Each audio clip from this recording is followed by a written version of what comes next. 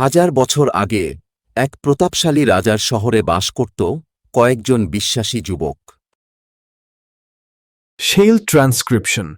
সেই সময়কার রাজা ছিল প্রচণ্ড অত্যাচারী, যে মানুষকে মূর্তি পূজা করতে বাধ্য করত। ট্রান্সক্রিপশন।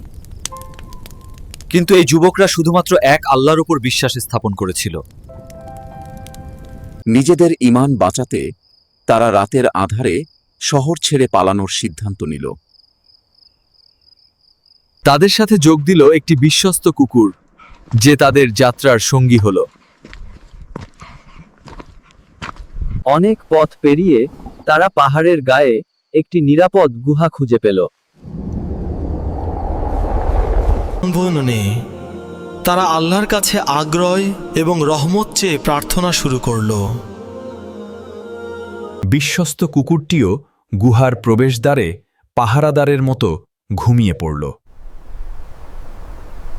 আল্লাহ তাদের প্রার্থনা কবুল করলেন এবং তাদের উপর গভীর ঘুম নামিয়ে দিলেন। দিন পার হয়ে বছর গেল, কিন্তু তাদের ঘুম ভাঙল না। সূর্য উঠার সময় এবং ডোবার সময় তাদের দেহকে স্পর্শ না করে পাশ দিয়ে চলে যেত। ঘুমের ঘোরেই আল্লাহ তাদের শরীরকে ডানে ও বামে পাশ ফিরিয়ে দিচ্ছিলেন।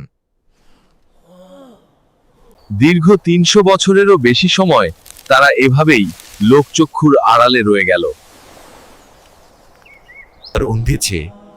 অবশেষে আল্লাহর হুকুমে তাদের দীর্ঘ ঘুমের অবসান ঘটল। ট্রান্সক্রিপশন। তারা একে অপরকে জিজ্ঞেস করল, আমরা কতক্ষণ ঘুমিয়েছিলাম? একদিন বা আধাবেলা হবে হয়তো।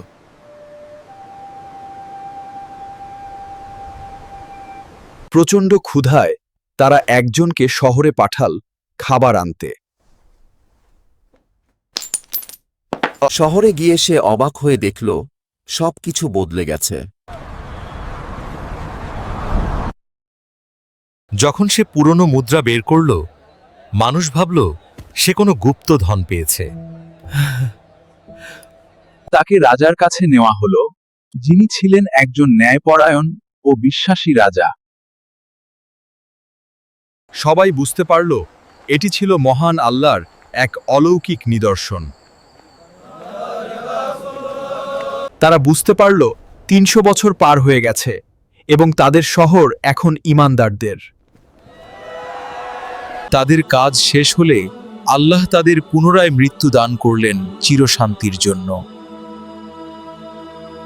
আসহাবে কাহাফের এই কাহিনী কিয়ামত পর্যন্ত মুমিনদের জন্য এক মহাশিক্ষা।